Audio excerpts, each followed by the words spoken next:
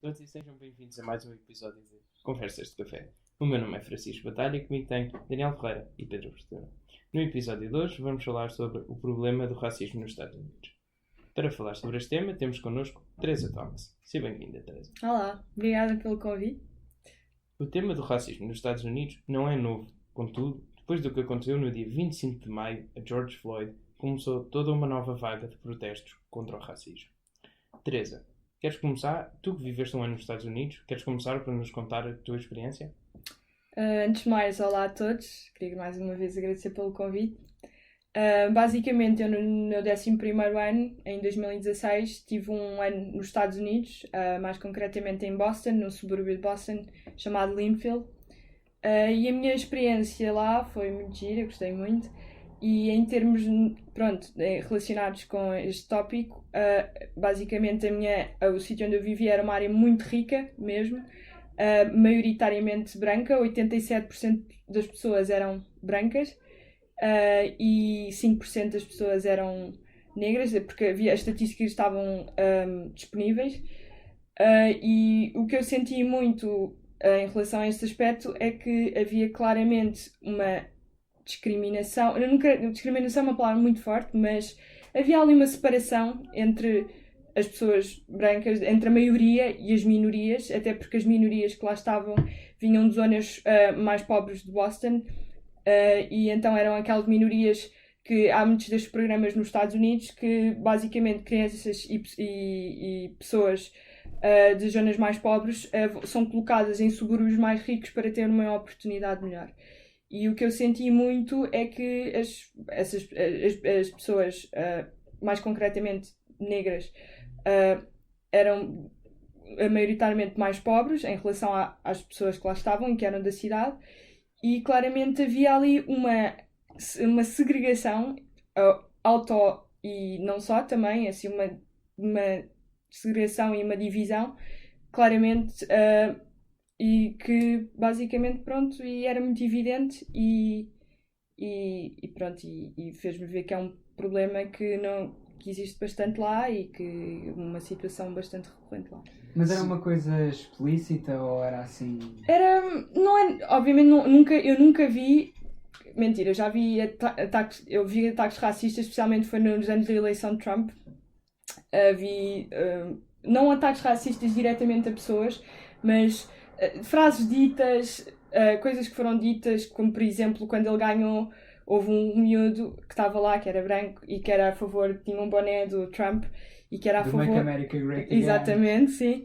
E que ele basicamente ele disse this land ain't red no more. Ou seja, fazendo uma clara referência aos nativos e aos nativos americanos, e ele disse isto assim do nada, e depois havia várias pessoas com o Trump que eram muito, pronto, efusivas, mas eu nunca vi assim de pessoas da maioria para a minoria haver ataques diretos. Eu via uma clara segregação, sentavam-se à parte, não se davam, obviamente que havia umas exceções, havia um miúdo negro ou uma miúda negra que estava no grupo do resto das pessoas e tal, mas em geral havia uma clara segregação que era bastante evidente e podemos, não era só de uma questão racial, também era uma questão, havia, porque lá está, o racismo nos Estados Unidos também tem uma parte muito sociológica e económica, não é? E claramente os miúdos negros eram muito mais pobres que os miúdos brancos, que eram riquíssimos, e aquela cidade era bastante rica até, e pronto, e era basicamente, se eu me lembro bem, acho que naquela cidade havia um casal negro, naquela cidade. E era uma coisa assim muito. Quer dizer, não era falado explicitamente, mas falava-se, é um casal negro e pronto. Era tipo Portugal anos 60. Pá, um bocadinho. Não, a minha questão era mais até sobre. Tu falaste que havia uma comunidade negra muito, muito reduzida em Linfield. E a minha questão era mais. E também que, pronto, havia uma certa segregação e um certo afastamento, mesmo dentro da comunidade escolar. A minha questão é, por exemplo, nos Estados Unidos há muita ideia do desporto, e o desporto é uma coisa muito importante, especialmente Sim. o futebol americano e o basquetebol. Sim. E o que eu tenho visto muito portanto, comentadores, desportistas americanos, e quase todos os desportistas dizem que o facto de terem estado em equipas, portanto, durante todo o período escolar, na universidade e depois nas ligas profissionais, que isso também foi muito importante para poderem ver outras pessoas, sejam elas mais ricas, mais pobres, mas também portanto, de outras etnias. Como é que isso funcionava no teu caso específico? Pronto, o Pedro sabe, eu fiz atletismo lá e honestamente, como era uma população tão reduzida lá, que eles simplesmente não estavam lá. Eles simplesmente não... Ok, havia uma ou outra pessoa, mas eu, por exemplo, na minha equipa de atletismo não havia ninguém negro na minha equipa de atletismo. Na equipa de basquetebol havia 1 ou 2 miúdos, mas era tão reduzida mesmo. E que eu não... Pelo menos eu não reparei que houvesse assim muito... Tipo, a equipa era... Depois lá está, quando havia... meetings e quando havia campeonatos e provas e tal, aí via-se mais mistura, porque havia outras escolas que claramente tinham mais. Mas da minha perspectiva pessoal e da minha experiência pessoal, eu não vi muito isso. E aliás, vi esses miúdos a serem... Não vi nenhum desses miúdos, particularmente desse grupo que vinha de Boston, a encaixar-se a integrarem-se nem mesmo pelo desporto. Sim, exato. Pedro, estes protestos têm se tornado cada vez mais violentos e já se fala da possibilidade de vir a surgir uma Segunda Guerra Civil, apesar de ser uma possibilidade remota. Achas que é possível que isto venha a acontecer? Portanto, quer dizer, uma guerra civil parece-me talvez um pouco exagerado demais, apesar de curiosamente ter sido também por questões não só raciais, mas de certa forma também, que a primeira aconteceu. E é já de si muito interessante como temos num país uma guerra travada entre, e na altura eram principalmente entre brancos, sobre a escravatura e sobre uma questão que não era, ou um tema que não era propriamente deles. Agora, penso que aqui, quer dizer, estamos num mundo completamente diferente, nós estamos no século XIX, e claramente não parece uma guerra civil seja minimamente plausível. Agora, parece-me que há uma clara escalada na tensão entre as polícias e entre os Estados, portanto, os vários Estados federais, especialmente nas suas instituições, por exemplo, os governadores e os próprios órgãos legislativos desses Estados. Agora, penso que tem muito a ver também com a forma como o Presidente dos Estados Unidos está a lidar com a situação, e estávamos a falar sobre isto há bocado, curiosamente, e a minha ideia é que os Estados Unidos são muito baseados numa ideia da liberdade e da não intervenção, não é? E da não repressão dessa mesma liberdade. E um ataque, portanto, utilizar um exército, como Donald Trump falou, para reprimir manifestantes ia contra aquilo que é uma das ideias fundamentais da democracia americana. Portanto, nós vemos, por exemplo, durante o Covid, manifestações sobre a liberdade de expressão, a ideia das pessoas poderem manifestar mesmo estando numa suposta quarentena, a ideia de será que é aceitável que um Estado restrinja a nossa liberdade, não podermos sair de casa, não podermos manifestar por questões de saúde pública.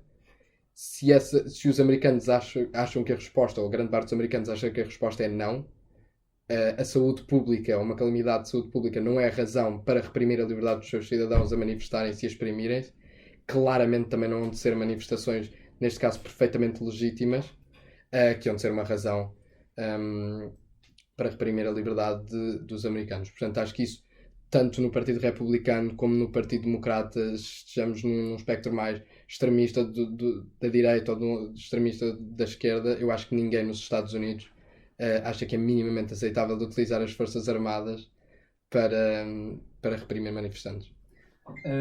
Eu queria pegar um bocado ainda na pergunta sobre a Guerra Civil. Acho que é um pouco exagerado, acho que já não vai acontecer isso nem nos Estados Unidos nem na maioria dos países desenvolvidos se vê sequer sinais de que uma guerra civil pode começar.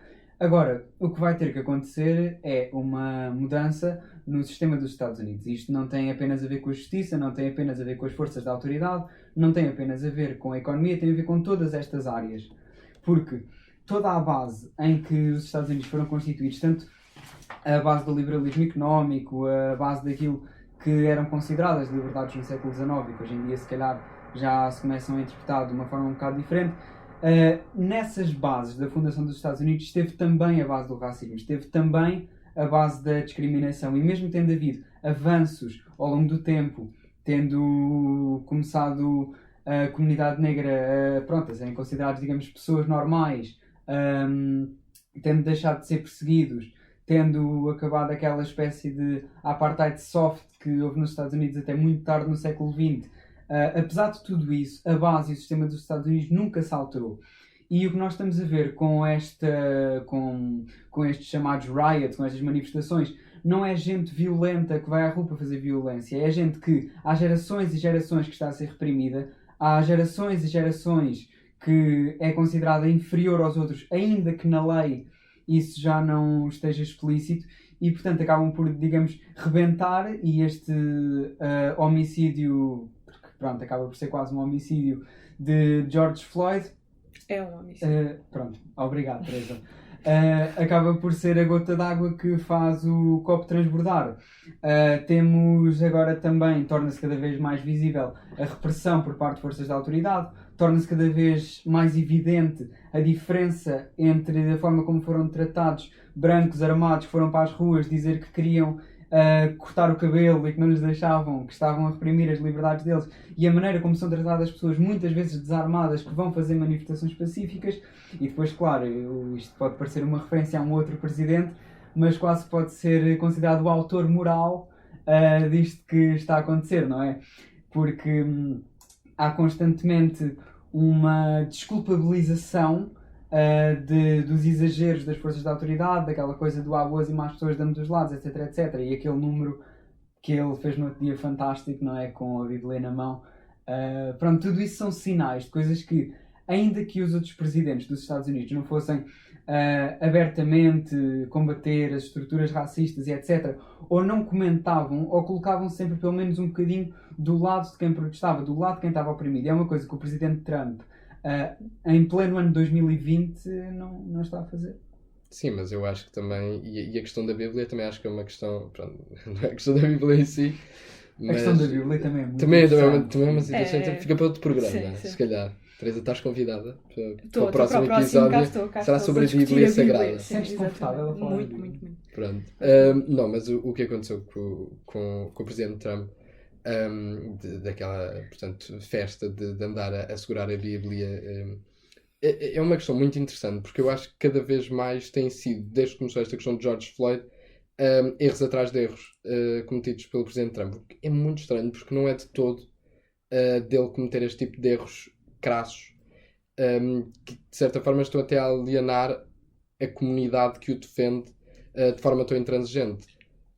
Quando falamos sobre as liberdades individuais, foi a primeira. A ideia de mandar o exército para a rua é uma ideia completamente descabida para qualquer pessoa, mas especialmente para os apoiantes de Donald Trump. Só nos outros países, não é? Exatamente. E a ideia de utilizar Deus, e através da Bíblia, através daquele stunt mediático, para ganhar leverage político, é uma coisa, como é óbvio, toda a gente faz, não é? Sim.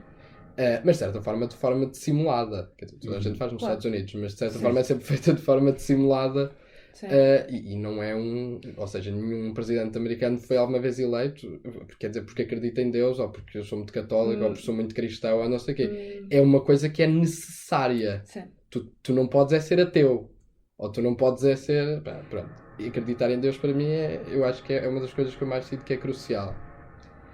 Sim, mas uma grande base do Donald Trump é os evangélicos. Lá está, Mike Pence é um evangélico e tem toda uma base evangélica que para eles não chega só o presidente não ser ateu. O presidente tem de ser... A Bíblia é sagrada, a Bíblia tem não é uma literatura, mas uma interpretação literal. E portanto, eu acho que para além de ser um bocado irónico, não é? Foi bastante irónico. Foi um bom cristão. Não, foi claramente uma provocação fazer aquilo, com os protestos ao lado e ele ir para lá fazer aquilo. Mas eu acho que isto também, ele está a apelar àquela base evangélica, que a Bíblia é completamente sagrada, que é a palavra mais alta, que faz aquela, como eu já disse, interpretação literal. E para estas pessoas, o presidente não chega não só a ser ateu, é um presidente tem que ser evangélico, tem que crer em Jesus Cristo, tem que crer naquelas... e pronto, e é um bocado isso. E nós vimos em bastantes rallies e em bastantes coisas que havia imenso apoio dessas pessoas. E depois faziam rezas conjuntas. Sim.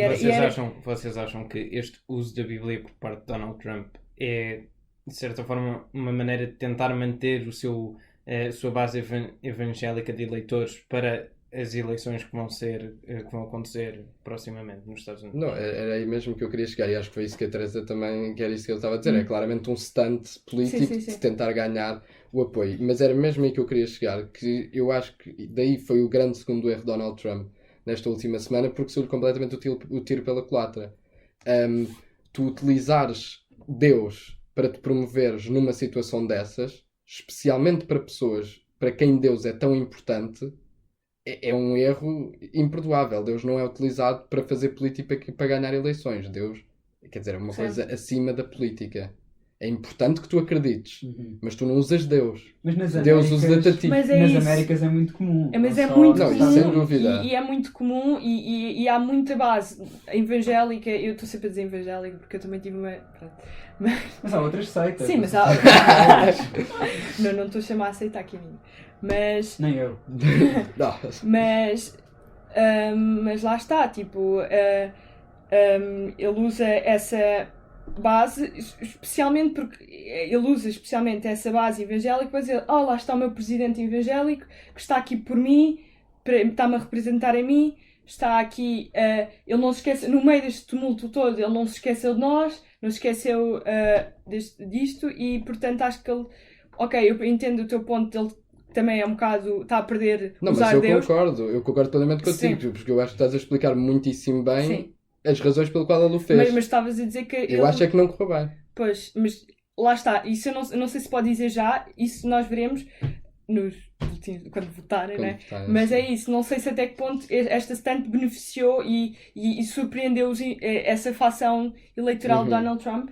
Que, por um lado, pode haver aqueles mais céticos que estão tipo... esta pessoa está aqui, o presidente está aqui a usar a religião para fins políticos, enquanto outros, lá está o meu presidente a proteger-me e a demonstrar os valores que eu acredito, e pronto, sim, ver, só que de certa forma parece muito irónico que um presidente que está a promover uma mensagem de Deus, uma mensagem de paz, depois tem a polícia nas ruas a ser completamente violentos para manifestações pacíficas, como estava a Daniela a dizer há bocadinho, que é algo completamente desproporcional e completamente irracional. E não só, pegando um bocado no que tu estás a dizer, a personagem Donald Trump, tudo o que ele fez antes e depois de ser eleito, não é propriamente a personificação, pelo menos do que nós, digo eu, europeus, porque eu os conheço melhor, consideramos um bom cristão. Sim.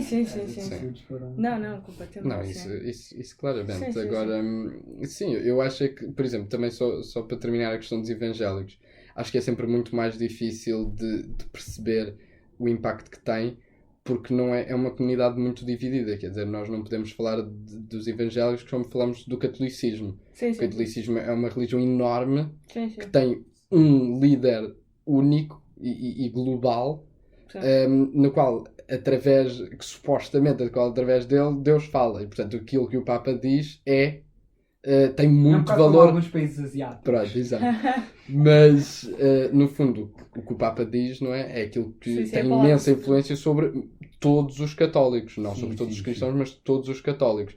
Aquilo que um pastor evangélico diz tem muita influência sobre a sua comunidade. Não necessariamente sobre toda a comunidade evangélica do mundo.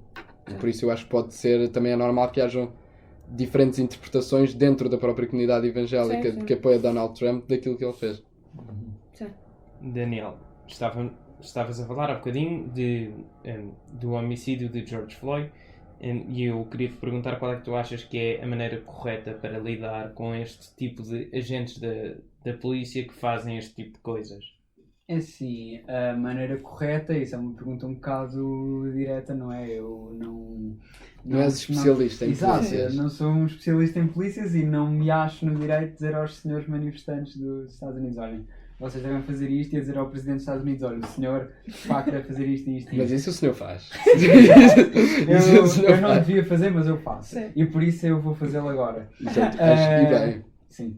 Eu acho que o ideal seria ter um presidente que alertasse sistematicamente e que o fizesse ativamente a polícia como um todo, não só o polícia que matou o George Floyd é mau, o polícia que fez X é mau, mas pronto, acontece, é chato.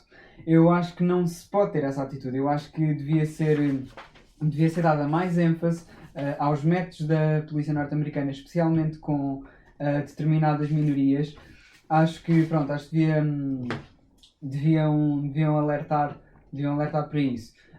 Depois, claro que acho que o resto parte um bocado por aí, a partir do momento em que temos um presidente, a partir do momento em que temos representantes políticos eleitos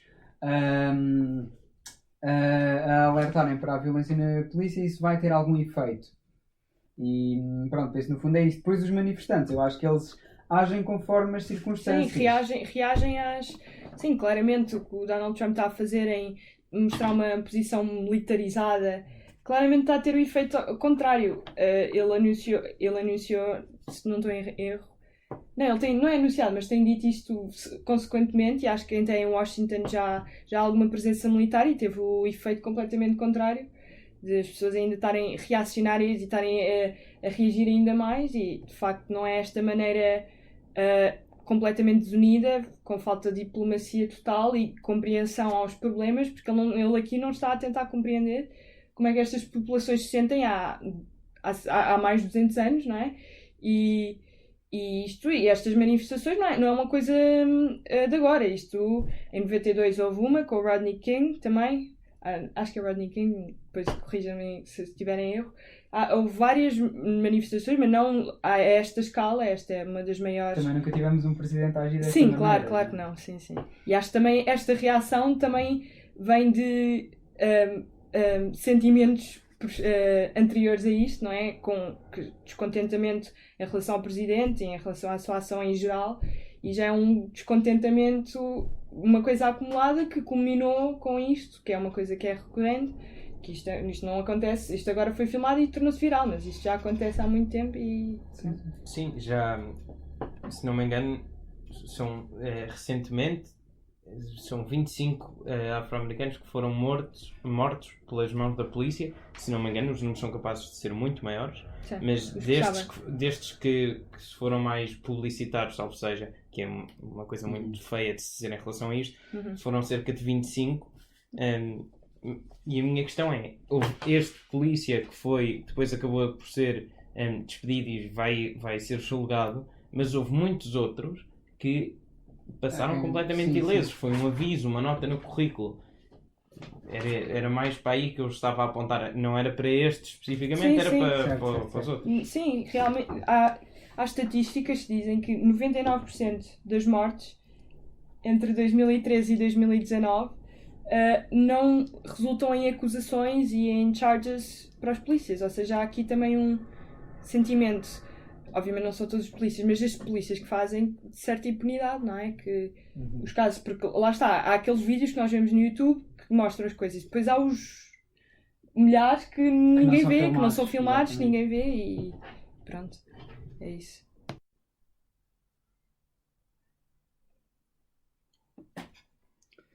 Portanto, voltando exatamente àquilo que a Catarina estava a falar sobre portanto, a morte de Rodney Hood. E os motins de 92 em Los Angeles. As diferenças são claras, quer dizer, primeiro em 92 foi relativamente localizado e as causas não foram propriamente a morte de quer dizer, o Rodney Hood era de facto um cidadão afro-americano, mas na verdade os motins começaram quando os 4 polícias envolvidos foram absolvidos no julgamento. E é muito interessante porque também houve de facto muita destruição e danos próximos de $1 milhão de dólares na altura. Portanto, as situações são muito, muito, muito semelhantes àquelas que se estão a passar agora. E eu acho que é muito importante compararmos com os motins de 92, porque assim também percebemos que, ponto número 1, de todo não é uma situação nova. E pior do que não ser uma situação nova, é uma situação recorrente.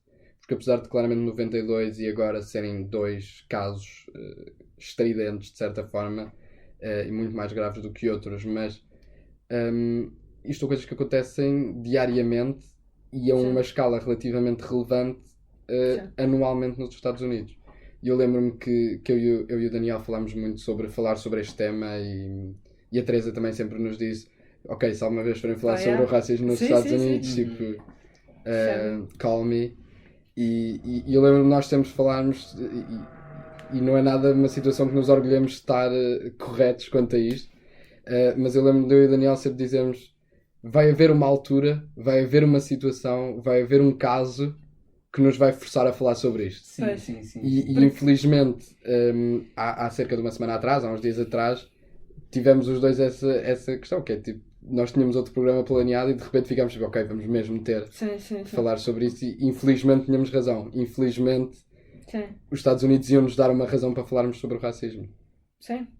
É uma coisa que é recorrente e que é uma desproporção, que é os afro-americanos são 13% da população e representam 26% do número de pessoas mortas pela polícia. 26% é o dobro. Ou seja, isto dá que pensar, não é? Porque lá está, há pessoas que vêm há mais brancos que são mais mortos do que negros. Quer dizer, a população branca nos Estados Unidos é a maioria e a percentagem de mortes é muito menor proporcionalmente, ou seja, nem dá para comparar. E lá está, é devido a esta desproporção que nós temos de falar sobre estes assuntos e criar alerta e awareness, como eu digo lá na Nova SB. Pronto, e awareness sobre estas situações e pronto. É para isso que cá estamos, não é, Daniel? Claro. Para criar awareness. É verdade. Mas tocando aqui um bocado ainda nesta temática, acho que esta inércia, que também é de resto típica de todas as grandes potências ao longo da história, em mudar as bases do seu sistema e o facto de a solução que arranjam para resolver as escaladas de violência ser sempre aumentar a carga policial, isso nunca resultou na história, mas historicamente as grandes potências fazem-no sempre. E há uma frase sobre a qual os americanos deviam refletir muito, mas também nós, porque também temos problemas dentro de casa, parecendo que não. Estamos só aqui a comentar pessoas que estão do outro lado do oceano. Que é a revolta de um povo oprimido nunca se irá resolver com mais opressão. E gostaria que também pensassem nisso. O que é que disse, Daniel? Diga lá. A revolta de um povo oprimido não, mas nunca quem é que diz? Daniel Ferreira. Mas pronto, lá está, como o Daniel disse, os problemas não são só nos Estados Unidos, isto é uma epidemia, uma coisa mundial, e que também acontece cá na nossa casa, Europa, e que mais nos sítios do que noutros. Há mais uns sítios que outros, mas também deve ser falado, deve ser alertado sobre isso, e que de facto o racismo na Europa é um bocadinho, podemos dizer que é um bocadinho diferente do racismo nos Estados Unidos, porque nos Estados Unidos há toda uma estrutura, o país foi construído em estruturas racistas. Desde... esclavagistas mesmo. Sim. E então tudo, desde acesso a créditos, acesso as casas eram divididas, os bairros eram desenhados e divididos nos Estados Unidos, o acesso a crédito e a poder criar negócios era completamente diferente, depois o acesso à educação também, ou seja, isso na Europa não se via uma segregação assim tão acentuada, mas racismo estrutural claramente existe, dá para ver pela pouca representação da população negra, por exemplo, no Parlamento Europeu. Estima-se que a população negra na Europa seja 10%, no mínimo, e se não me engano, há 5%, não é a população negra, desculpa, as minorias são 10%. Minorias étnicas. Sim, enganei-me, peço imensa desculpa. Mas lá está, o racismo também não é só contra a população negra, não é? É com todo tipo de minorias. Especialmente em países como a França e como a Inglaterra, que têm muita gente. E não estão representados. Exato. E pronto, isso verifica-se, por exemplo, no Parlamento Europeu. E a Europa tem tido uma postura, na minha opinião, que ainda, apesar de nos Estados Unidos ser uma coisa mais estrutural e mais à vista, eu sinto que nos Estados Unidos há formas de lutar, porque há estatísticas sobre isso. O problema está na cara e as pessoas conseguem pelo menos tentar combater isso e tentar arranjar soluções para isso. Eu sinto que o que se passa na Europa é que tem muito aquela perspectiva we don't see color, nós não vemos cor, não é? E não há racismo. A não ser quando são ciganos. Pronto, aí é outra questão, mas Mas eu acho que isso é um isso tema talvez para um próximo sim, episódio. sim. Isso dava para várias horas. Mas lá está, é toda a perspectiva de we don't see color. Lá está, não há estatísticas na Europa, ou há muito poucas estatísticas com base em referenciando etnias e raça, porque não é. Porque lá está, também. E até se considera isso uma espécie de racismo na Europa, não é? Na Europa considera-se isso racista, e eu percebo porque é dividir as pessoas com base no tom da pele, com base no... Pronto, não faz sentido nenhum em termos lógicos, mas o mundo não é perfeito, não é? E em termos, eu acho que, na minha opinião, para estudar esses fenómenos, acho que seria importante haver, e lá está, pelo menos... recognize, peço imensa desculpa, falei inglês outra vez, peço imensa desculpa, pá, é isto. E foi um ano nos States. E o ano nos Estados Unidos, eu mal falo português, mas pronto, eu acho que se deve reconhecer que existe, e as instituições devem reconhecer que de facto existe. Sim, isso eu concordo plenamente, mas nós já falámos, nós os dois já falamos várias vezes sobre a questão das estatísticas e acho que pronto, acho que temos que falar outra vez. Isto agora não vamos Não, acho que vamos sair rapidamente, mas é só... não trouxe estatísticas. Não, eu não tenho estatísticas, eu vou falar sobre a questão das estatísticas, porque eu também não tenho. Nós, pronto. Senão massávamos as pessoas. Pois, realmente não. É um bocado chato. Mas, por exemplo, tu, Teresa, achas que faz todo o sentido haver estatísticas, portanto, com base na etnia, para se poder tirar todo o tipo de conclusões? Pronto. É a tua opinião e pode ou não fazer sentido.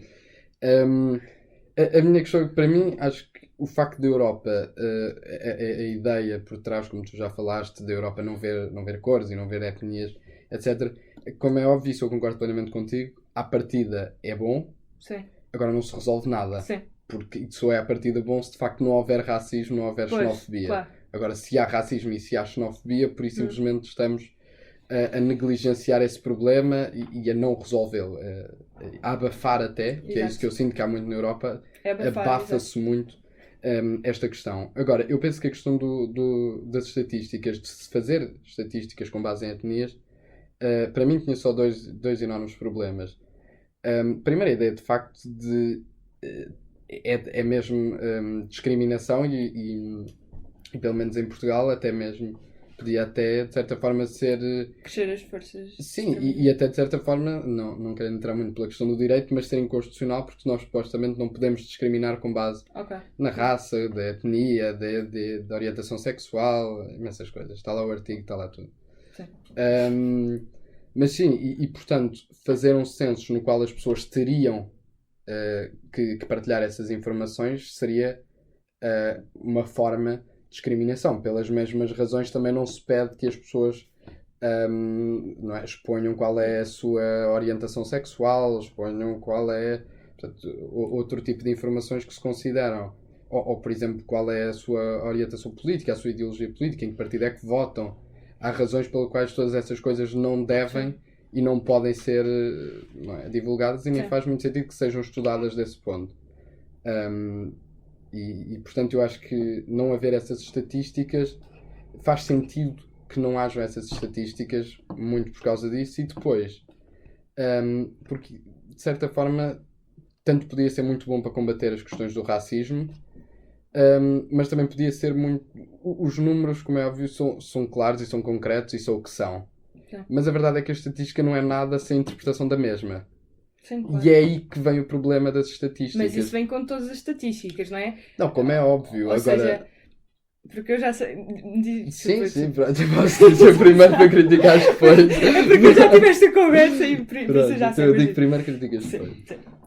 Não era... Pronto, é só essa ideia de que, no fundo, as estatísticas podem ser interpretadas de diversas formas, e nós podemos dizer, mesmo, por exemplo, numa estatística de, os portugueses negros têm menos probabilidade de ingressar num curso superior, coisa que é de facto factual. Se qualquer pessoa entrar numa faculdade portuguesa, percebe que a maioria dos estudantes universitários portugueses há mais gente de minorias étnicas que vem do estrangeiro até do que Exatamente. É mais fácil arranjar um estrangeiro numa universidade portuguesa do que um português de uma minoria étnica. Portanto, O que é uma situação grave, pronto, também tem que ser discutida, mas é à parte. Agora a questão é, deste facto, e que seria um facto se nós chegássemos a essa conclusão, seja que número é que for, mas será um facto que existe muito pouca gente de minorias étnicas nas universidades portuguesas, oriundos de Portugal. A questão é, depois... Agora, esse facto é muito interessante e tal, mas porquê? E essa é a questão. E daí, tipo, não são as estatísticas. As estatísticas servem de base para um estudo. Sim. E desse estudo pode chegar a muito tipo de conclusões. Sim. Mais ou menos legítimas, mais ou menos acertadas. E eu acho que não é... Acho que, de certa forma, previne-se que essas coisas aconteçam. Acho que é mais importante, e aqui eu sei que me vou arrepender de dizer isto. Sim. Não tire isto de fora do contexto, Daniel. Isto agora vai já para as redes sociais. Pronto. Não, que é, eu acho que o problema das minorias étnicas em Portugal tem mais a ver com a sua condição socioeconómica. Isso concordo. Pronto. Sim, isso eu também concordo. Grande parte das minorias étnicas portuguesas são muito mais pobres Sim. do que a maioria caucasiana.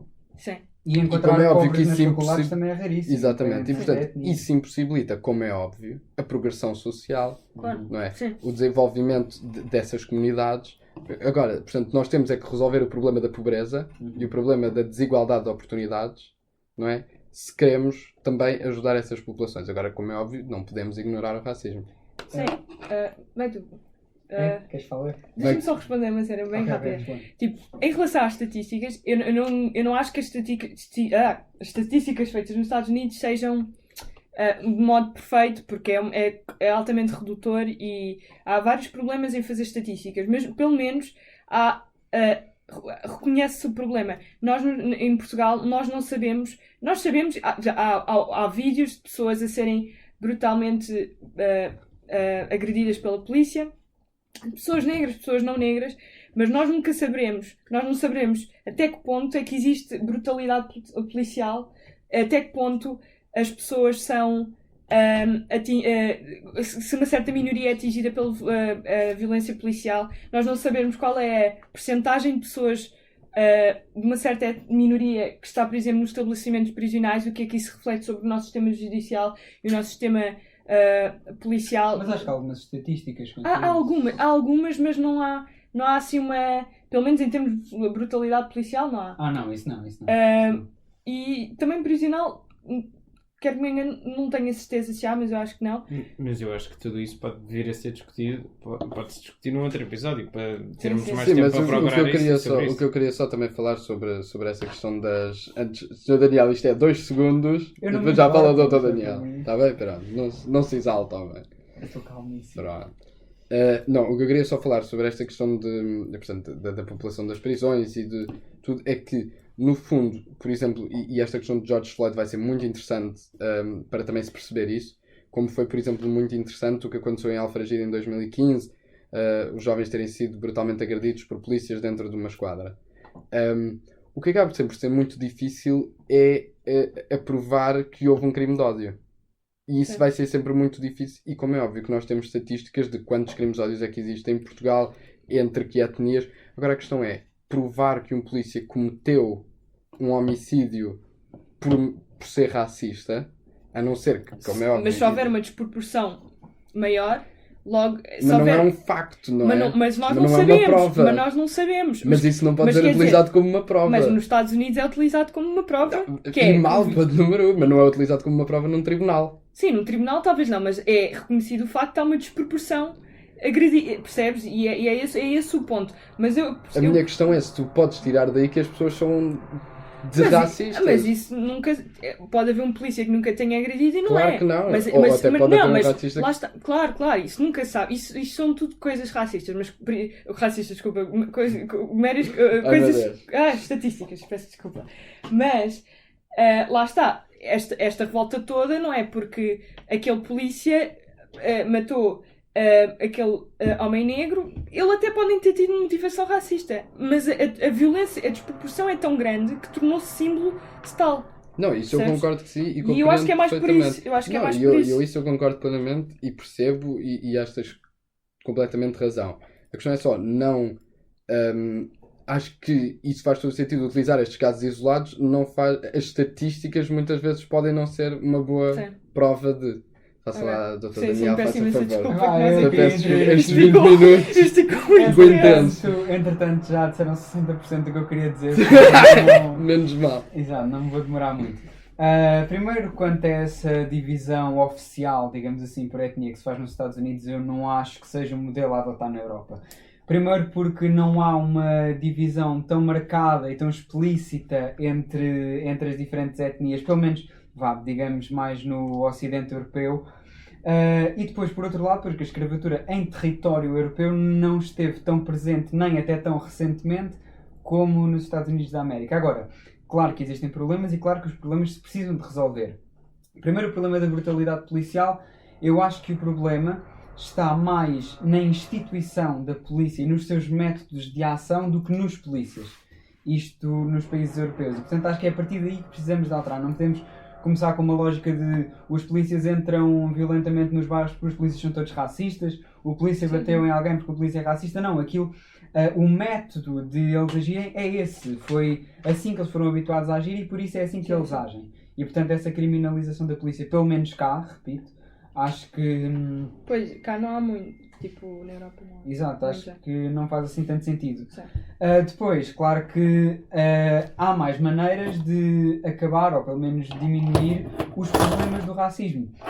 Uma delas é o Estado apostar mais na educação, e isso já vem sendo feito, pelo menos em países como Portugal, convencer as crianças e mesmo os jovens de que somos todos iguais, de que não há razão para o racismo. Isto, claro, em países como é a maioria da Europa ainda, felizmente, onde os políticos estão preocupados com isso. Sabemos que há vários políticos, tanto no leste europeu como em Itália, que têm uma mentalidade racista eles próprios e, portanto, não podemos esperar que eles resolvam esses problemas. E, especialmente nos países de leste, não é tanto só por serem muçulmanos ou só por serem afrodescendentes. Mesmo entre diferentes etnias brancas, digamos assim, há esse racismo mais ou menos explícito. Tanto que há países que têm lugares reservados para minorias étnicas, etc, etc.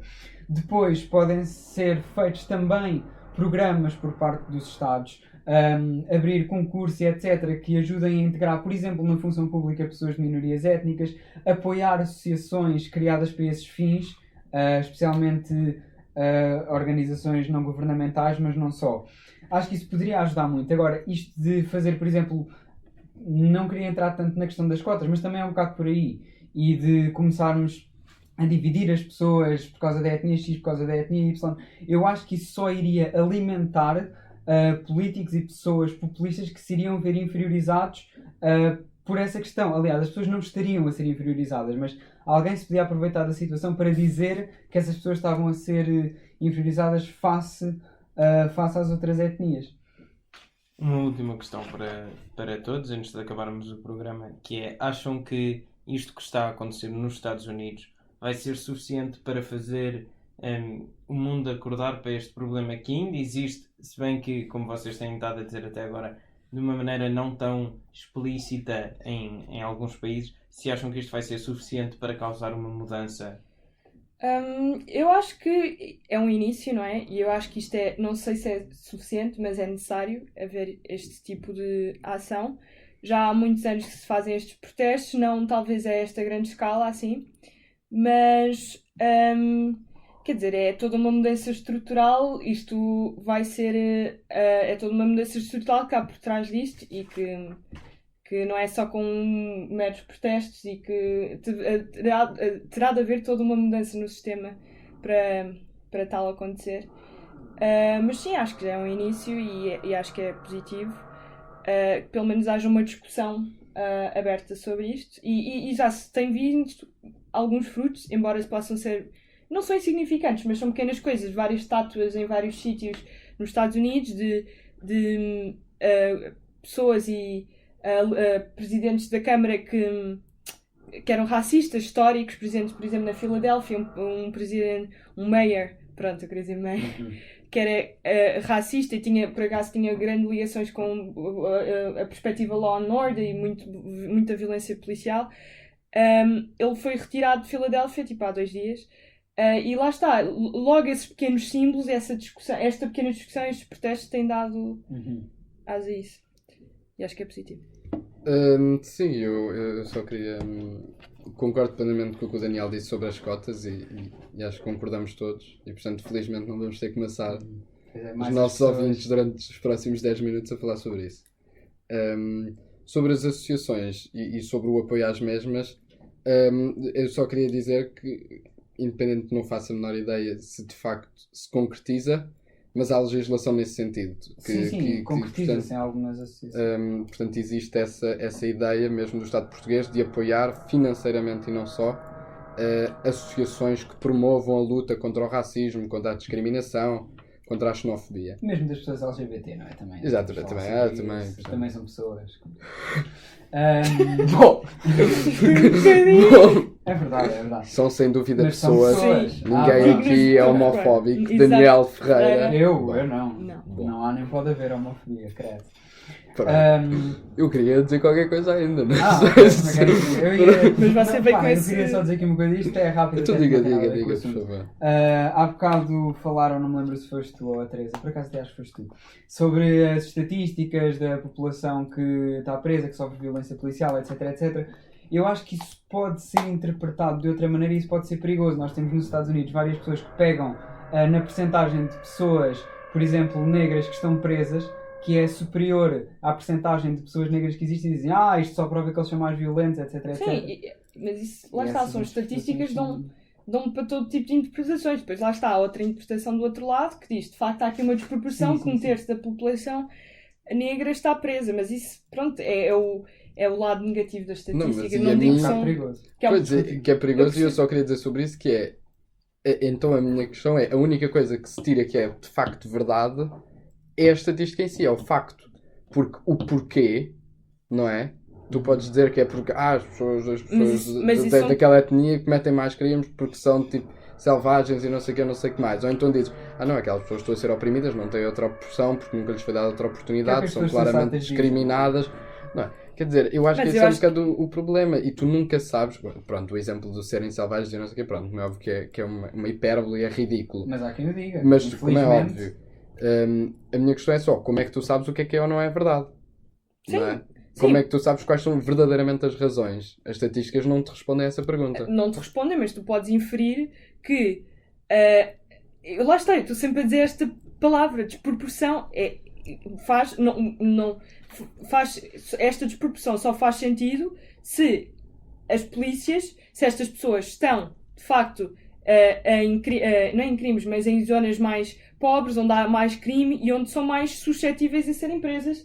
E depois isso pode ter duas interpretações. Pode ter a interpretação que as pessoas sensatas fazem. Exato, que é, lá está, há todo um contexto socioeconómico que faz com que isto aconteça e depois há outra interpretação, mas lá está, estamos abertos às duas e pode ser perigoso, mas está aberta à discussão e acho que é isso.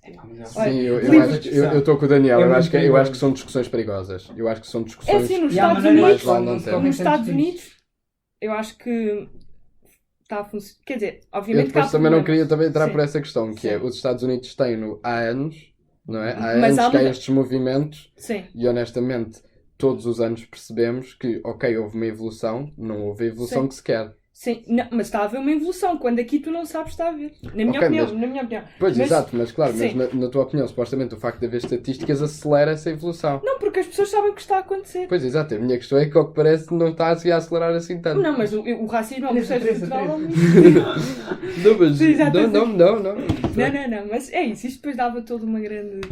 Eu acho que as pessoas já perceberam os nossos pontos de vista. Pá, peço imensa desculpa que isto já está muito grande. Não, mas acho que foi bom. Não dividimos em duas. E eu também queria só Pois, talvez. queria só acabar, independentemente do que é que se faz com isto. As pessoas agora já sabem. Exato. Portanto, agora vamos ter mesmo que dividir em duas partes, Sim. não é? Peço desculpa às pessoas que ouviram até ao fim. Mas só para acabarem bem e para isto ter uma coisa minimamente decente e responder à tua pergunta que, se não me engano, era se isto ia realmente mudar alguma coisa ou não. Pronto, a memória ainda funciona. Sim, eu acho que é um pouco aquilo que eles disseram. Esperemos que sim. E também pegando um pouco naquilo que acabei de dizer sobre, por causa de não se estar a ver uma grande evolução, está-se a ver uma evolução nos Estados Unidos, está-se a ver também uma evolução na Europa e no mundo no geral. isso é positivo. Mas na Europa acho que tem sido E contínuo. não é. Sim, claro que Fora sim. certos políticos que resolvem recuar. Quer dizer, nos Estados Sim, Unidos sim. também podemos dizer que é contínuo. A questão é que o ponto de partida pá, estava mas- muito mais atrás. Sim, É um também- bocado essa a Tens questão. um bocado. Tens razão. sim. Pela primeira vez, Daniel Ferreira disse que eu tinha que fazer Ah, qualquer pela coisa. primeira. Olha que não, olha que não. Não, mas sim, portanto, no fundo, eu acho que é isso. Eu acho que a evolução é bom que haja essa evolução. Agora, a evolução é sem dúvida lenta e é importante que se fale sobre este assunto. E isto é mesmo virado para a Europa, foi aquilo que nós dissemos. Mais importante do que não falar ou dar a ideia de que a raça e a etnia não é importante. Se calhar é mesmo importante, e nisso eu concordo com a Teresa, e acho que a Teresa tem razão, é preciso falar sobre estes assuntos. Se nós queremos resolver estes assuntos, temos que falar sobre estes assuntos. E assim concluímos mais um episódio de Conversas de Café. Obrigado e até à próxima.